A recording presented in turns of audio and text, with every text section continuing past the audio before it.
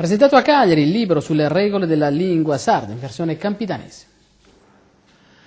Presentato a Palazzo Reggio a Cagliari il volume A regulas po ortografia, fonetica, morfologia e vueddario dessa norma campinanesa dessa lingua sarda, sostenuto dalla provincia di Cagliari e realizzato dal comitato scientifico dell'Accademia de Susardo, costituitasi 3 mesi fa e rappresentata dal presidente Oreste Pile da Amos Cardia.